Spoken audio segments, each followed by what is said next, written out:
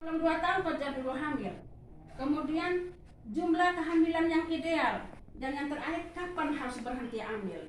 Jadi kalau di atas 35 tahun tuh kalau secara medis sudah beresiko tinggi untuk hamil dan melahirkan. Jadi sebaiknya di atas 35 tahun berhenti hamil dan melahirkan pakai KB. Makanya KB dibutuhkan untuk itu. Karena kalau hamil terus, jumlah kehamilan banyak, tidak tahu berhenti hamil, akan melahirkan anak stunting. Kemudian KB itu kenapa diperlukan? Karena begini, kalau kondisi ibu belum siap untuk hamil dan melahirkan, sebaiknya dia jangan hamil dulu. Kalau kondisi ibu sudah tidak layak untuk hamil dan melahirkan, jangan paksa untuk hamil dan melahirkan kembali. Kemudian kalau keluarga belum siap secara finansial, jangan hamil dulu, karena pasti anak stunting. Anak pertama nih mau kasih susu, uang tidak ada. Mama hamil kawari, mau kasih susu untuk mama, apakah mau kasih susu untuk anak yang mau dibeliin ini? Jadi secara finansial memang harus disiapkan secara baik. Kemudian asupan gizi ibu tidak terpenuhi setelah melahirkan dan fase persiapan kehamilan berikutnya. Ibu sudah melahirkan, tetapi gizi ibu yang waktu hamil dan melahirkan itu belum dipulihkan, ibu sudah hamil lagi. Sementara persiapan hamil berikutnya juga belum. Kemudian yang berikut, asupan gizi dan kebersihan anak kurang diperhatikan. Kenapa anak terlalu banyak? Tadi macam ini, Pak Camat contoh kan biar saja bermain dengan ayam. Kemudian tumbuh kembang anak tidak diperhatikan secara baik, dan yang berikut ibu tidak dapat membantu ekonomi keluarga. Kalau ibu hamil terus, nah dia pikir ke mana? Nah, ini solusi yang mau ditawarkan oleh KB, dan ini bukan orang KB yang buat sendiri.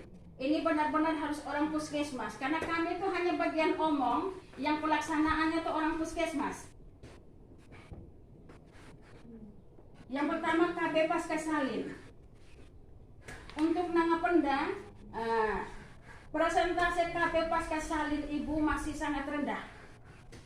Persentase KB pasca salin rendah, jadi ibu bidang koordinator KIA tolong sampaikan kepada bidang desa pendampingan ibu hamil, sehingga begitu yang dia melahirkan sudah langsung KB pasca salin. Kalau tidak, kita tetap akan mempersiapkan ibu untuk melahirkan anak stunting berikutnya. Kemudian solusi yang kedua, KB bagi ibu baduta. KB bagi ibu yang anak di bawah 2 tahun, supaya dia betul-betul 2 tahun itu urus anak, jangan sampai terjadi kehamilan. Dan yang ketiga, KB bagi ibu tidak ingin anak lagi. KB bagi ibu yang 35 tahun ke atas. Tadi tuh kita kasih pakai KB sudah dia, supaya dia jangan melahirkan, hamil dan melahirkan kembali.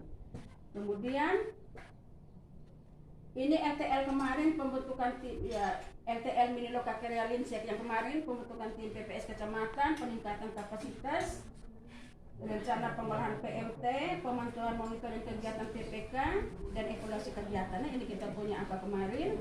Nah, kemudian ini permasalahan yang kami hadapi di BKKBN, di Balai Penyuluhan KB. Ada ibu-ibu yang melakukan pencabutan KB sebelum waktunya. Itu kami alami di sini. Nah, kami minta kepada ibu bidan, tolong perhatikan betul yang ini. Kenapa? Yang pertama, alkon ini kami pakai bekelai. Mau dapat tuh kami bekelai. Tanggal 25 itu saya masih bekelai di Ibu Erman hanya gara-gara kondom. Mereka tidak mau kasih kondom, setelah kami tidak kasih kondom, saya kasih dia teman manusia yang pakai kondom dia. Jadi karena alkon itu terbatas, tolong kalau mereka mau datang pencabutan, jangan dulu langsung jangan langsung cabut dulu ibu.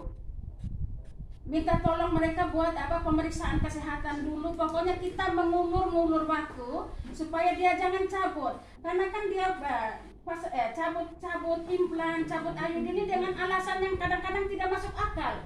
Kalau memang hasil pemeriksaan menunjukkan ada indikasi karena implan dan IUD-nya bikin dia sakit, tidak apa-apa kita cabut. Tapi yang datang tuh dengan alasan yang tidak jelas, alasan yang dibuat-buat.